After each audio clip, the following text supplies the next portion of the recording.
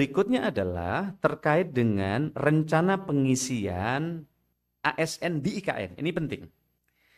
Selain pegawai ASN yang dipindahkan dari Jakarta ke IKN, pengisian pegawai ASN di IKN juga berasal dari formasi CPNS khusus IKN tahun 2024.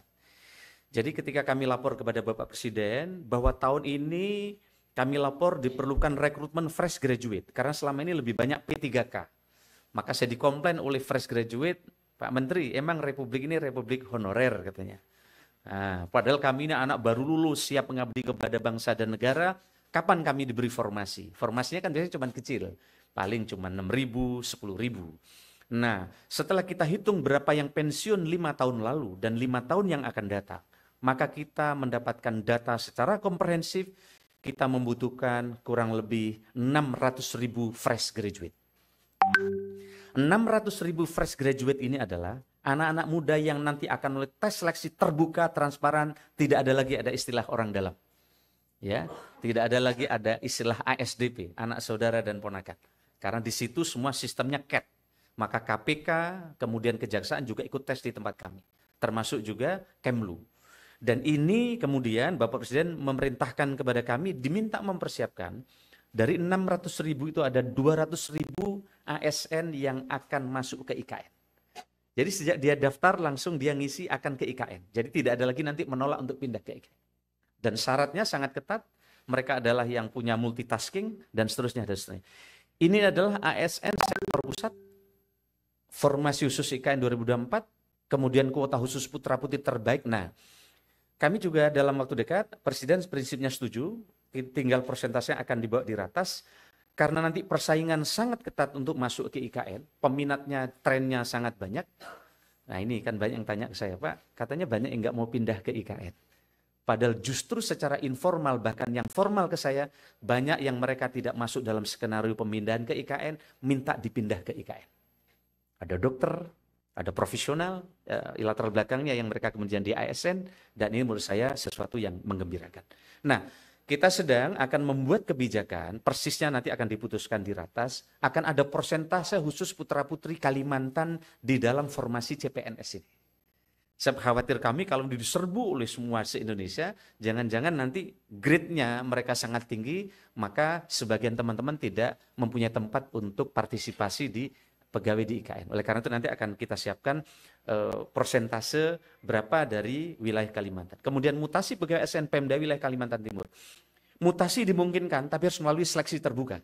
Sehingga nanti mutasi dari Pemda sekitar yang akan masuk ke IKN memang transparan, punya kualitas, dan nanti akan bisa menggerakkan birokrasi dengan baik. Nah teman-teman sekalian, inilah pengumuman Bapak Presiden ketika formasi tadi, ada 2,3 juta formasi, dan 1,86-nya adalah formasi yang ada di instansi daerah, kemudian ada 429.000 ada instansi pusat, dan nanti ada sekolah kedinasan. Nanti ada baiknya juga, ini sekolah dinas kedinasan langsung sebagian dipecah untuk IKN. Kita sedang koordinasi percepatan. Inilah arah pengadaan kebijakan ASN yang ke depan, Mbak sekalian, teman-teman. Pertama kita beresin dulu dasar. Jadi pelayanan dasar guru dan tenaga kesehatan kita beresin. Nah, Bapak Presiden juga memerintahkan di IKN nanti ada sekolah-sekolah terbaik yang hadir di sana. Kami sedang koordinasi dengan Mendikbud, nanti akan ada sekolah yang langsung ditangani oleh Dikbud dengan sekolah unggulan. Kemudian kami langsung koordinasi dengan Kementerian Agama, nanti ada madrasah aliyah dan sanawiyah yang unggulan ada di sana. Karena Kementerian Agama ada MAN IC yang sangat bagus, nanti prototipenya akan dipindah ke IKN. Begitu juga seoptimal mungkin menyelesaikan soal tenaga non-ASN, kemudian talenta-talenta baru fresh graduate kita rekrut, kemudian mengurangi sedapat mungkin rekrutmen jabatan yang akan terdampak oleh digital. Ini kadang banyak formasi yang diusulkan, kenapa nggak disetujui oleh pusat?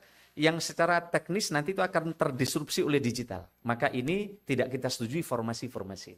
Oleh karena itu ke depan kita rekrut yang memang tidak terdisrupsi oleh digitalisasi. Dan mendukung efektivitas kinerja IKN Nusantara. Saya kira ini kemudian pendukung pengisian CPNS, ini sudah kita siapin juga. Pengumuman telah disebutkan, prioritas penempatan IKN, jenis jabatan pelaksana, dan seterusnya. Penempatan CPNS formal di 2024. Dan kami ingin sampaikan, untuk mulai tahun ini, kalau biasanya tes CPNS itu hanya sekali setahun. Biasanya di bulan November, Desember. Mulai tahun ini tes CPNS tidak sekali, tapi 3 kali. Kenapa? Karena biasanya satu angkatan CPNS Pak Dirjen, Pak Wamen, nggak semuanya terpenuhi.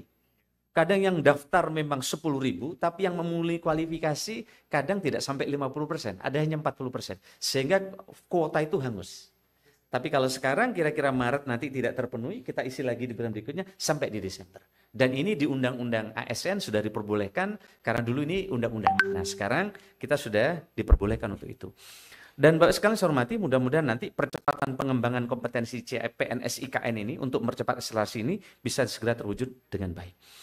Terkait dengan mutasi sebagai ASN Pemda, saya kira saya tidak perlu teruskan, tapi syarat kompetensi IKN yang dipindah ke IKN, ini syaratnya. Pertama adalah mereka memiliki digital literasi, menguasai literasi digital sesuai hasil asesmen BKN. Jadi BKN telah melakukan asesmen kepada ribuan pegawai, mana yang layak pindah, mana yang tidak. Karena kita tidak hanya mindah orang, tapi budaya kerja, tata kelola, itu harapan Presiden. Yang kedua, multitasking, memiliki kemampuan melaksanakan beberapa tugas sekaligus. Jadi kalau duduk mereka bisa mengerjakan banyak hal. Nah, kira-kira gitu. Yang berikutnya adalah mereka mempunyai nilai berakhlak, yaitu akuntabel, kompetensi, dan seterusnya, dan seterusnya. Yang adaptif, kolaboratif, kemudian menguasai substansi menghadapi prinsip ibu kota negara. Ini beberapa hal, Bapak sekalian saya hormati. Nah, ini adalah progres kesiapan hunian di IKN di 2024. Nah, di 2024 kita koordinasi terus dengan Menteri PUPR, targetnya 47 tower. Satu tower diusi kurang lebih 60 unit, satu unit itu kurang lebih 90 meter. Jadi yang pindah tahun pertama ini akan dapat fasilitas, menurut teman-teman, ini pertama towernya bagus. Terus gede, bayangkan 98 meter, jadi cukup luas. Dan sangat bagus juga view-nya kemarin kita lihat, bahkan Presiden udah top up kemarin ya. Total tower 47, ini untuk KSN 29 tower, TNI Polri 18 tower. Total 2.820 unit. Di mana untuk ASN 1.740, TNI Polri 1.080 tower. Nah, ini adalah jumlah hunian ASN dan Agustus 14 tower dan 840 unit dan seterusnya dan seterusnya.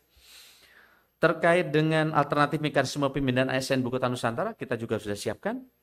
Begitu juga alternatif mekanisme pemindahan, next slide.